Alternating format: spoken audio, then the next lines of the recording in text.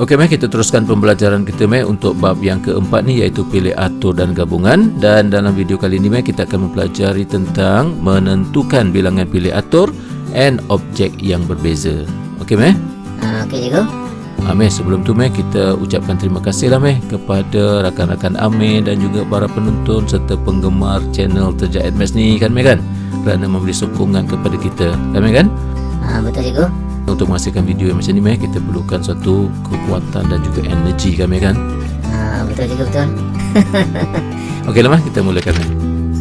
Okey, kita mulakan pembelajaran kita dengan aktiviti penerokaan di sini, Okey, di sini diberikan objek-objek yang berbeza. Sebagai contoh, di sini ada 4 objek yang berbeza. Untuk menunjukkan perbezaan antara objek ini, kita labelkan sebagai A, B, C dan D. Okey. Kemudian dalam penerokaan ni, apa yang kita nak, iaitu kita nak mencari bilangan susunan yang berbeza dapat dibuat. Daripada objek-objek yang berbeza ni, berapa bilangan susunan yang berbeza dapat dibuat. Okey, sebelum kita menyusun objek-objek ni, kita perlu jawab dulu beberapa persoalan. Okey, yang pertama, kita kena lihat bentuk susunan yang kita akan buat itu, sama ada kita susun secara linear ataupun secara membulat. Okey, perkara yang kedua yang perlu kita lihat ialah adakah dia melibatkan semua objek ataupun sebahagian objek sahaja. Selain daripada itu, kita juga kena lihat adakah dia melibatkan objek-objek yang berbeza ataupun ada yang berulang. Yang berulang ni dipanggil juga sebagai secaman. Boleh setakat tu? Okey, cikgu, okey. Baik, seterusnya kita perlu juga melihat sama ada dia membenarkan pengulangan ataupun tidak, dan juga adakah dia dikenakan syarat-syarat tertentu. Okey, jadi persoalan-persoalan ini perlu dijawab dulu sebelum kita membuat susunan objek-objek ini. Boleh, Okey, cikgu, okey. Okey, seterusnya kita lihat dulu apa yang dikatakan sebagai susunan secara linear dan membulat. Okey, kalau objek-objek itu kita susun secara linear, bermakna objek-objek ini kita susun dalam bentuk segaris yang mendata seperti ini. Boleh, Okey, cikgu, okey. Baik, kalau kita susun secara membulat, jadi kita akan susun dalam bentuk bulatan lah. Kita tulis A, B, C, D seperti ini. Tapi bila kita susun secara membulat ni, jadi kita kena pertimbangkan arah putaran susunan tu. Kalau kita susun seperti mana yang ditunjukkan ini kita katakan susunan mengikut arah jam. Kita boleh juga susun mengikut arah lawan jam seperti ini. Jadi kita susun sini A, B, C, D mengikut arah lawan jam. Jadi maknanya di sini kalau susunan secara membulat, kita perlu mempertimbangkan arah susunan tu. Boleh, Boleh, cikgu, boleh. Okey, seterusnya kita lihat apa yang dikatakan sebagai objek-objek berbeza dan objek-objek berulang ataupun secaman. Objek-objek yang berbeza ni maksudnya ialah objek-objek yang kita akan susun itu melibatkan objek-objek yang tak sama. Setiap satu tu berbeza. Contohnya macam ni lah, A, B, C, D, ataupun macam ni 8, 2, 3, 5. Satu lagi contoh macam ni. Nampak tak? Objek-objek ini semuanya adalah objek-objek yang berbeza. Kalau objek yang berulang, maknanya dalam kumpulan objek ni ada yang berulang. Contohnya di sini, B ada 2 objek yang sama. Nampak? Itulah. Ini yang dikatakan sebagai secaman. Macam ni kan? Ada 2 objek yang sama, iaitu 8 dengan 8. Okey, samalah dengan sini. Bulatan ada 2. Okey, itulah apa yang dikatakan sebagai objek-objek yang berbeza dan juga objek-objek yang berulang ataupun secaman. Boleh, Boleh, cikgu, boleh. Okey, kita teruskan di sini dengan satu aktiviti penerokaan untuk menentukan bilangan pilih atur bagi n objek yang berbeza. Di sini kita menggunakan contoh 3 objek yang berbeza. Dalam penerokaan ini kita akan cari berapa bilangan susunan secara linear bagi 3 objek yang berbeza dapat dibuat. Di sini kan kita highlightkan secara linear. Okey. Jadi sebelum kita membuat susunan 3 objek yang berbeza ni, kita kena lihat dulu kriteria susunan ni. Okey, kita tengok di sini Susunan adalah secara linear. Okey, dia melibatkan semua objek. dia melibatkan objek-objek yang berbeza dan tiada pengulangan serta tiada syarat tertentu. Okey, untuk menyusun 3 objek yang berbeza ni, untuk kita mencari bilangan susunan secara linear bagi 3 objek yang berbeza ini, kita boleh gunakan beberapa kaedah. Kaedah yang pertama ni cikgu namakan sebagai kaedah menyusun secara manual. Maksudnya kita susun satu persatu. Kita boleh susun A, B, C, kemudian B, C, A, ataupun C, A, B. Selain daripada tu, A, C, B, nampak tak? C, B, A, B, A, C. Ada lagi tak? Cukuplah yang tu. Kita dapati di sini ada 6 cara susunan. Nampak tak? Cikgu gunakan 3 objek yang berbeza cikgu dalam contoh ni. Bolehlah buat susunan cara macam ni cikgu Tapi kalau objek tu banyak cikgu, contohnya macam 5 ke 10 ke, nak susun macam mana cikgu Mesti tak terbuat cikgu kan? Betul. Pandai pun kamu berfikir. Sebenarnya kaedah satu yang cikgu tunjukkan ni, tujuannya adalah nak bagi kefahaman kepada apa yang dikatakan sebagai bilangan susunan yang berbeza tu. Nampak tak sekarang? Okey cikgu. Cikgu, kalau untuk objek yang banyak tu cikgu, kita perlu gunakan kaedah lain lah cikgu kan? Betul macam cikgu kata tadilah, untuk menentukan bilangan susunan ni, kita boleh gunakan pelbagai kaedah. Ni kaedah satu, nanti kita akan tengok kaedah 2 pula. Okey, kita lihat kaedah yang kedua. Kaedah yang kedua ni dia lebih senang daripada kaedah yang pertama tadi. Dan cikgu namakan kaedah ini sebagai kaedah kotak. Kenapa kotak-kotak ni? Okey, di sini kan cikgu sediakan kotak-kotak kosong ni ada 3. Kenapa cikgu sediakan 3? Sebab ada 3 objek yang berbeza yang akan kita susun. Maka 3 kotak kosong diperlukan. Okey, macam mana kita nak gunakan kaedah kotak ni? Kita akan masukkan objek-objek ini ke dalam kotak mengikut urutan. Kotak yang pertama dulu, kemudian kotak kedua, kemudian kotak ketiga. Okey, ambil tengok di sini, kita lihat kepada pilihan objek yang boleh masuk dalam kotak pertama ni. Dalam kotak pertama ni dia boleh masuk apa? Dia boleh masuk objek A atau B atau C. Maka ada 3 pilihan di situ. Jangan faham ambil 3 objek ni masuk dalam kotak ni, bukan yang tu. 3 ni maksudnya ialah pilihan objek. Sama ada A ataupun objek B ataupun objek C, nampak? Yang masuk satu je. Okey juga, okey. Baik, ada 3 pilihan di sini. Kalau satu dah pilih dan masuk dalam kotak ni, ada berapa pilihan lagi untuk masuk kotak yang kedua? Kalau macam tu cikgu, ada 2 pilihan cikgu sini. Yes, betul. Okey. Satu objek dah pun kita masukkan dalam kotak pertama. Satu objek lagi dah masuk dah dalam kotak yang kedua. Jadi ada berapa pilihan untuk kotak yang ketiga ni? Tinggal 1 lah cikgu. Yes, betul. Jadi 1 tinggal situ. Okey. Jadi sekarang kita gunakan petua pendaraban. Kita dah belajar itu kan? Ya cikgu, betul. Okey, kita darabkan 3 darab 2 darab 1 dapatlah 6. Maka jawapannya 6 susunan lah. Sama macam yang pertama tadi kan? Oh, lagi senang cikgu macam ni. Jadi maksudnya cikgu, kalau objek tu banyak pun kita boleh kira cikgu kan? Betul betul. Nampak dah Okey cikgu, okey. Okey, berdasarkan kepada kaedah 2 ni, cuba ambil perhatikan jadi di sini 3 darab 2 darab 1 ni kan sebenarnya dia 3 faktorial Betul cikgu, betul. Maksudnya di sini kalau objek tu ada 4 objek yang berbeza, maka bilangan susunannya ialah 4 darab 3 darab 2 darab 1 ataupun 4 faktorial. Okey, satu lagi kalau objek itu ada 5 objek yang berbeza, maka bilangan susunannya ialah 5 darab 4 darab 3 darab 2 darab 1. Bermaksud 5 faktorial. Jadi daripada situ dapatlah kita buat satu rumusan supaya kita boleh jadikan dia sebagai kaedah 3, iaitu kita gunakan faktorial. Di sini P itu adalah bilangan pilih atur dan bilangan pilih aturnya ialah n faktorial. Jadi n itu merujuk kepada bilangan objek yang berbeza itulah. Contohnya kalau bilangan objek yang berbeza itu 5 maka bilangan susunannya ialah 5 faktorial. Boleh faham tak Okey juga, okey. Jadi dalam contoh ini kita menggunakan 3 objek yang berbeza. Maka bilangan susunan yang berbezanya ialah 3 faktorial. Macam itulah meh. Lagi senang cikgu guna formula aja. Ikutlah meh lah. Seterusnya meh kita boleh gunakan kaedah yang keempat.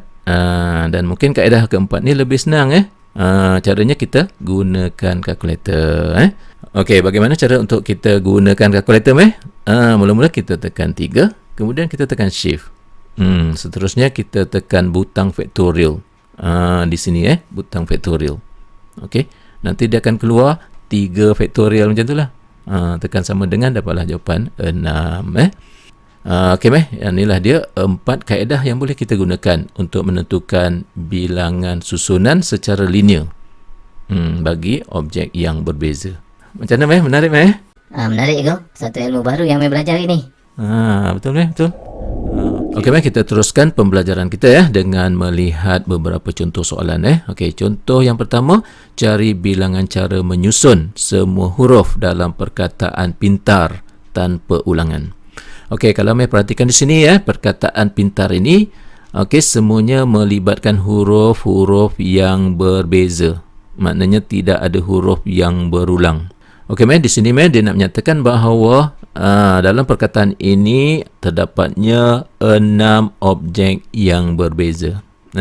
Okey, jadi maksudnya kita nak menyusun 6 objek yang berbeza ini tanpa ulangan. Okey, jadi untuk menentukan bilangan cara menyusun, kita telah pun mempelajari 4 kaedah. Okey, dalam 4 kaedah itu cikgu nak gunakan rumus. Jadi di sini bilangan objek yang berbeza ada 6. Okey, dan bilangan caranya ialah 6 faktorial. Mudah saja jadi 6 faktorial bermakna 6 darab 5 darab 4 darab 3 darab 2 darab 1, dan kita dapatlah jawapannya 720 cara susunan yang berbeza. Macam mana meh? Okey? Okey juga senang. Suka kamu meh bila senang? Itulah itu. Taklah pening kepala.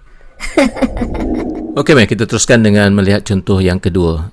Cari bilangan nombor 4 digit yang boleh dibentuk dengan menggunakan digit 2, 4, 6, 8 tanpa ulangan. Meh boleh terangkan tak ni? Okey cikgu, ambil cuba cikgu sekarang cikgu dia nak cari bilangan nombor 4 digit. Digit-digit yang berbeza yang diberikan ada 4, iaitu 2, 4, 6 dan juga 8. Meh, nombor 4 digit tu nombor apa meh? Nombor 4 digit ni nombor ribu lah cikgu. Contohnya 2468, 4862, macam tu lah cikgu. Bagus. Betul-betul Okey, teruskan meh. Maksudnya cikgu di sini untuk menentukan bilangan nombor 4 digit ini kita gunakan rumus n faktorial. Dan kita tahu cikgu di sini objek yang berbezanya ada 4. Jadi bilangan susunannya 4 faktorial lah cikgu. Okey, bagus meh, bagus. Macam mana meh, senang Okey cikgu, senang cikgu. Cikgu rasa lega bila meh kata senang tu. Okey meh, seterusnya meh kita buat penerokaan di sini. Kali ini kita nak menentukan bilangan pilih atur bagi n objek yang berbeza dalam susunan membulat pula meh. Tadi susunan linear kan? Okey, sekarang susunan membulat Okey, kita melibatkan 3 objek yang berbeza, dan apa yang kita nak cari sekarang ialah bilangan susunan secara membulat bagi 3 objek yang berbeza dapat dibuat. Itu dia Okey. Jadi macam mana cara kita nak buat? Kita mesti tengok dululah kriteria susunan macam tadi iaitu yang pertama susunan secara membulat. Okey, yang lain sama melibatkan semua objek yang berbeza, tiada pengulangan dan juga tiada syarat tertentu. Okey meh, sekarang kita nak susun 3 objek yang berbeza secara membulat Okey, bila kita nak susun secara membulat, kita kena pertimbangkan arah susunan dia, sama ada mengikut arah jam ataupun mengikut arah lawan jam. Okey, jadi kita pertimbangkan satu persatu. Kita pertimbangkan susunan mengikut arah jam. Jadi kita boleh susun di sini A, B dan juga C. Boleh meh? Okey cikgu, okey. Okey meh, daripada susunan secara membulat ini sebenarnya meh dia terdiri daripada 3 susunan yang sama di sini, iaitu A B C ataupun B C A ataupun CAB pada arah ikut jam ni. Okey, jadi ini adalah 3 susunan yang sama apabila kita susun secara membulat seperti ini. Boleh meh? Okey juga, okey. Baik, kalau kita susun mengikut susunan arah lawan jam kita susun sini A, B dan C sama juga di sini terdapatnya 3 susunan yang sama iaitu ACB, CBA dan BAC okey. Jadi ini adalah 3 susunan yang sama di dalam susunan membulat ni. Boleh faham tak? Boleh juga, boleh. Okey, daripada sini dapat kita perhatikan bahawa bilangan susunan 3 objek yang berbeza ini dalam bentuk bulatan ada 2 cara susunan. Okey, seterusnya kita boleh buat sedikit catatan di bawah sini, iaitu setiap susunan membulat terdapat 3 susunan yang sama. Faham kenyataan ni? Faham juga, faham. Okey, kita teruskan. Okey, untuk slide yang seterusnya ni, kita masih lagi membuat penerokaan. Kali ini kita nak cuba susun 4 objek yang berbeza pula dalam susunan membulat. Dan kita akan cuba kira berapa bilangan susunan secara membulat bagi 4 objek yang berbeza dapat dibuat. Okey, kita susun di sini 4 objek yang berbeza secara membulat dan kita pertimbangkan arah susunannya adalah mengikut arah jam Maka kita tulis di sini A, B, C dan D. Okey, daripada sini dapat kita perhatikan bahawa terdapatnya 4 susunan yang sama iaitu A, B, C, D ataupun B, C, D, A ataupun C, D, A, B dan juga D, A, B, C. Okey, 4 susunan ini merupakan 4 susunan yang sama bagi susunan yang dibuat secara membulat ni. Boleh Boleh juga, boleh. Okey, yang kedua kita susun mengikut lawan jam pula. A, B, C, D macam ni. Di sini pun sama terdapatnya 4 susunan yang sama di dalam bulatan ni iaitu A, D, C, B, D, C, B, A. Nampak? C, B, A, D dan juga B, A, D, C Okey, ini adalah 4 susunan yang sama dalam susunan secara membulat ikut lawan jam ni. Boleh faham Okey juga, okey juga. Okey, seterusnya kita juga boleh susun seperti ini mengikut arah jam. Okey, di mana sekarang kita akan susun A, D, B, C. Okey, sama seperti tadi terdapatnya 4 susunan yang sama. Boleh? Okey juga, okey. Okey, seterusnya kita boleh juga susun seperti ini dan juga di sini seperti mana yang dihuraikan sebelum ni sama saja sekadar mengulangi perkara yang sama Okey, ini adalah bentuk-bentuk susunan yang boleh kita buat secara membulat bagi 4 objek yang berbeza ni. Boleh Okey juga, okey. Okey, daripada sini kita dapati bahawa bilangan susunan secara membulat bagi 4 objek yang berbeza ini ada 6 cara.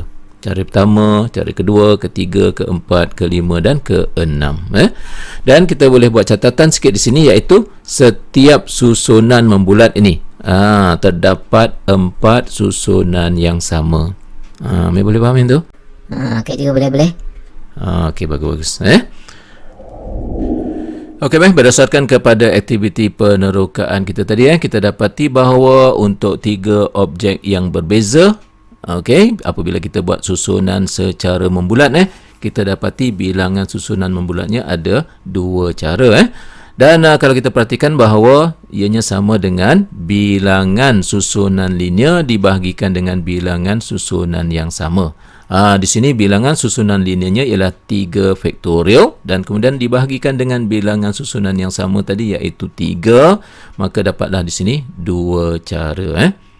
Begitu juga halnya dengan 4 objek yang berbeza tadi di mana bilangan susunannya yang kita dapat tadi iaitu 6. Jadi 6 itu bersamaan dengan bilangan susunan linear dibahagikan dengan bilangan susunan yang sama. Jadi bilangan susunan linear bagi 4 objek yang berbeza ialah 4 faktorial dibahagikan dengan bilangan susunan yang sama tadi iaitu 4, maka di sini dapat 6 cara. Okey, daripada sini dapat kita buat satu kesimpulan secara am. Yang ini yang kami tunggu-tunggu tadi kan? Betul juga, betul. Okey, jadi secara amnya bilangan susunan secara membulat yang boleh kita buat ialah n faktorial dibahagikan dengan n. N itu merujuk kepada bilangan objek yang berbeza tu. Okey. Jadi di sini kita boleh ringkaskan akhirnya kita boleh tulis P sama dengan n tolak 1 faktorial. Maka ini adalah rumus untuk menentukan bilangan susunan n objek yang berbeza secara membulat. Boleh senang kan? Itulah juga yang kami tunggu-tunggu tadi, rumus ni. Kamu ni bila kita belajar ni kita janganlah semata-mata kita nak tunggu rumus tu Kita kena fikir bagaimana rumus itu dapat diterbitkan. Barulah minda matematik kita akan subur Kita akan pandailah dalam matematik nanti. Betul juga, betul. Janganlah betul-betul je tapi tak praktikkan pun. Tak juga ambil praktikan. Iyalah kamu tu. Okey seterusnya kita lihat beberapa contoh soalan Okey, di sini tentukan bilangan cara menyusun 8 orang sekeluarga di sebuah meja bulat. Nampaknya di sini susunan secara membulat. Di sini 8 orang sekeluarga bermaksud terdapatnya 8 objek yang berbeza. Jadi macam mana nak tentukan bilangan susunan? Kita dah ada rumus. Iaitu n tolak 1 kan? Senang kan? Betul juga. Okey, teruskan je lah kita tahu n dia 8, maka 8 tolak 1 faktorial 7 faktorial. Kiralah itulah jawapan dia. 5040 cara susunan yang kita boleh buat secara membulat. Boleh Boleh juga, boleh. Okey kita teruskan satu lagi aktiviti penerokan di sini penerokan kita belum habis lagi Okey, apa yang kita nak terokai di sini ialah dua situasi berbeza dalam susunan membulat. Situasi macam mana pula Okey, yang pertama dia mengambil kira arah putaran. Dan situasi yang kedua tanpa mengambil kira arah putaran. Okey juga, okey. Wah, dah berbelit-belit juga Belit-belit apa pula Okey, cuba tengok kalau kita mengambil kira arah putaran seperti mana yang kita bincangkan tadi maka bilangan pilih atur bagi n objek yang berbeza kita sudah pun terbitkan formula dia iaitu n tolak 1 faktorial kan. Okey juga, okey. Yang tu tahu dah. Okey situasi kedua yang kita akan pertimbangkan iaitu tidak mengambil kira arah putaran dan kita lihat satu contoh dulu bagaimana dikatakan tidak mengambil kira arah putaran ni iaitu apabila kita nak buat gelang tangan ataupun rantai tangan dalam bentuk bulatan tu menggunakan manik-manik yang sama bentuk dia. Nampak tak? Okey. Jadi maksudnya di sini dia tak kisahlah kita arah putaran ikut jam ke lawan jam ke kita akan dapat hasil yang sama. Nampak tak? Okey juga, okey. Itulah yang dikatakan tidak mengambil kira arah putaran. Okey, selain daripada tu kalau kita menyusun pinggan-pinggan kosong di sebuah meja bulat maka kita tidak perlu pertimbangkan arah putaran. Dia berbeza dengan orang yang nak duduk di meja bulat ni. Yang itu perlu pertimbangkan arah putaran kan. Tapi kalau pinggan kosong tak perlu kita pertimbangkan arah putaran. Jadi cara untuk menentukan bilangan pilih atur bagi n objek yang berbeza dengan tidak mengambil kira arah putaran ini, maka kita gunakan formula P ini juga. Okey. Jadi kita kena bahagikan kepada 2. Okey. Sebab kita tidak lagi mengambil kira arah putaran tu. Itu sebab bagi 2 sini mudah cara dia. Kita ambil formula yang sama ni, cuma bahagi 2 saja. Boleh Okey juga, okey.